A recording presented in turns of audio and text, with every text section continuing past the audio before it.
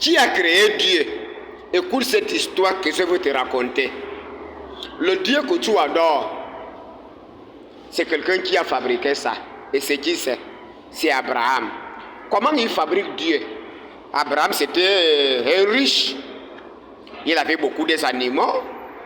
Et pour fabriquer Dieu, il faut que tu aies le pouvoir pour imposer à la population de croire en ce Dieu-là. Maintenant, qu'est-ce qui se passe? Abraham, c'était un commerçant. Un jour, il voyage en Égypte.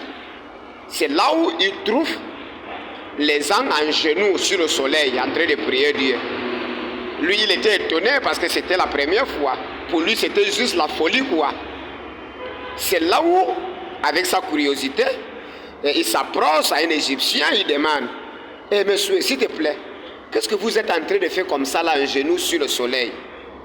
C'est là où l'Égyptien lui dit: Tu ne vois pas comment le soleil brille? C'est notre Dieu. C'est lui qui nous donne l'énergie. Il nous fait grandir les plantations, tout. C'est la première fois qu'Abraham écoute ça. Voilà, maintenant, il retourne à son village. Dans son village, il y avait une coutume, une pratique de sacrifier les premiers enfants chaque année. Lui, il avait qu'un seul enfant, Isaac. Malgré son âge, ça arrive son tour de tuer son enfant. C'est là où il dit: à mon âge, là, si je sacrifie mon enfant, j'aurai un autre enfant à quel âge? C'est là où il décide de tuer le mouton. Il retourne au village, tout le monde est étonné. C'est comment? Nous tous on a fait ça là, pourquoi tu retournes avec ton enfant? C'est là où Abraham dit: quand j'étais déjà prêt à tuer mon enfant, j'ai écouté une voix qui tombe du ciel: Abraham, ne tue pas ton enfant, je sais déjà que tu m'adores. Il faut tuer le mouton. Ok, tu as écouté une voix, est-ce que tu as vu la personne? Non. C'est là où l'escroquerie commence, on ne voit pas Dieu. À partir de ce jour-là, les gens ont abandonné la coutume de sacrifier les enfants. Au lieu des enfants, ils avaient commencé à sacrifier les moutons. Donc, ça veut dire quoi? C'est le cerveau humain qui fabrique les dieux. Et pour fabriquer un dieu, tu ne dois pas être pauvre. Parce que ça ne suffit pas de créer un dieu. Non, il faut que tu imposes à la population de croire en ce dieu.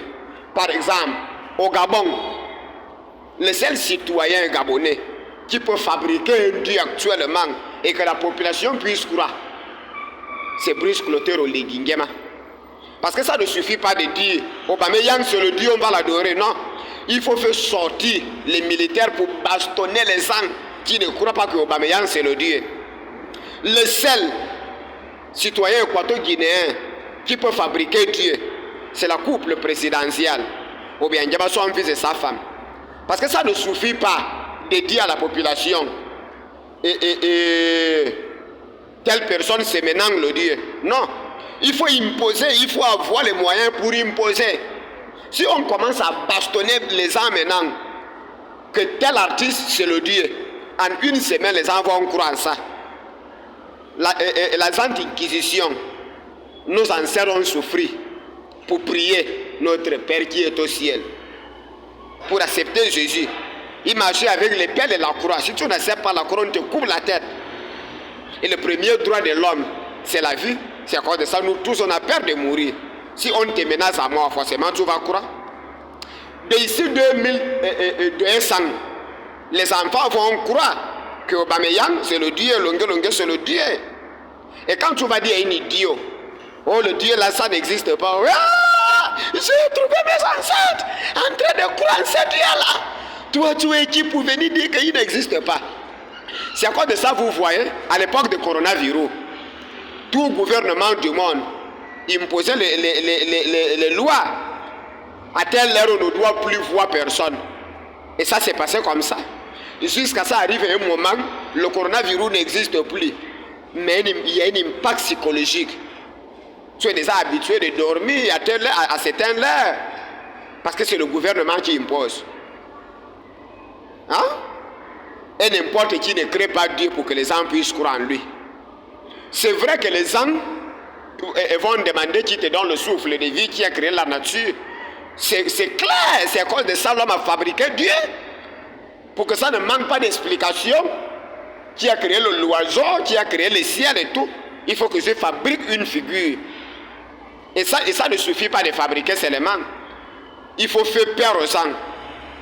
C'est à cause de ça vous allez voir que le Dieu là, il a le même comportement que l'être humain. Il est jaloux, il est imposant. Si tu ne crois pas, tu vas souffrir les conséquences.